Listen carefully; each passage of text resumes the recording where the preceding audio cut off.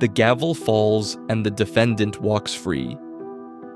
And you taste something metallic in your mouth that might be satisfaction or blood. Judge Morrison doesn't know that the key witness's testimony crumbled because you found his gambling debts 3 months ago. The prosecution doesn't know their star evidence disappeared because you had a quiet word with someone who had a quiet word with someone else. 5 years ago, you were exactly where you thought you'd be. Harvard Law Review editor, constitutional scholar with a bright future in civil rights. You believed in the law the way children believe in superheroes, completely without reservation, as a force that could make the world more just. But one day, the gray suit found you in the library on a Tuesday night in March. You were alone with Blackstone and 3 empty coffee cups when he sat down across from you without asking. He slid a business card across the table. We're not a law firm. We don't appear in directories, but we handle the most important legal work in this country, and we need someone who understands the law well enough to navigate its edges. 3 weeks later, you were in Washington with no official job title, an office with no nameplate, and a security clearance that didn't technically exist. Your first assignment seemed almost mundane. Make a senator's problem disappear before it reached the Washington Post. So you gotta work. You figured if you simply arranged for the lobbyist's firm to win a contract they'd been pursuing for 6 months, then that would cause certain materials to never see daylight. You told yourself this was damage control, not corruption. A minor scandal would have accomplished nothing except destroying a good man's career over a personal mistake. The second assignment tested that logic. A foreign trade official had evidence of arms sales that violated 3 international treaties. But luckily, he only wanted money and immunity in exchange for silence. You spent weeks crafting the language.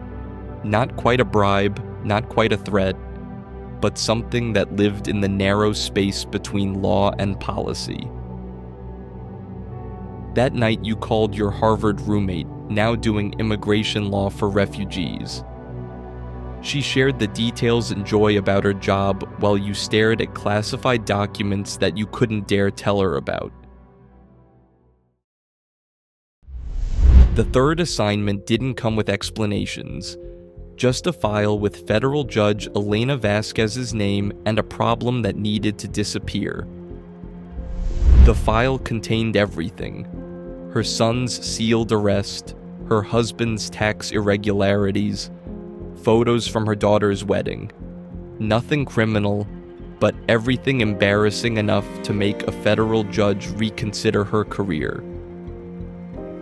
You spent 3 sleepless nights staring at the file before making the call.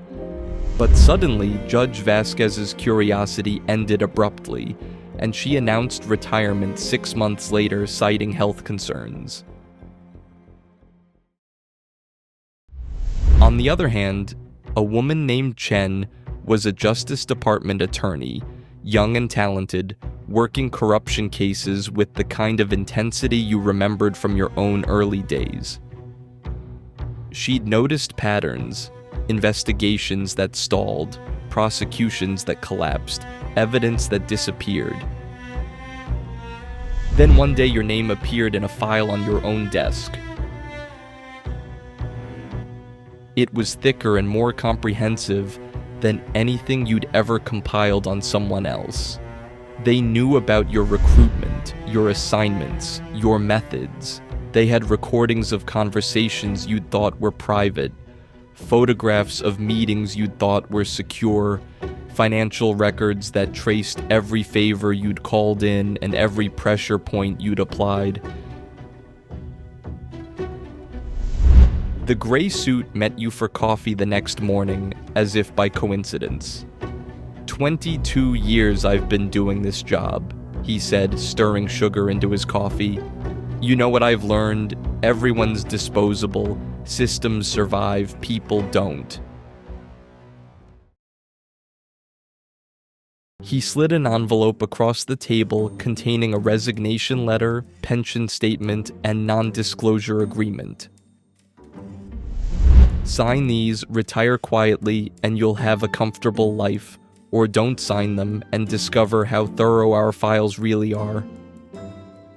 So you signed the document. But retirement didn't mean escape. And now you're sitting across from another Harvard law graduate, brilliant and idealistic, who believes the law can make the world more just.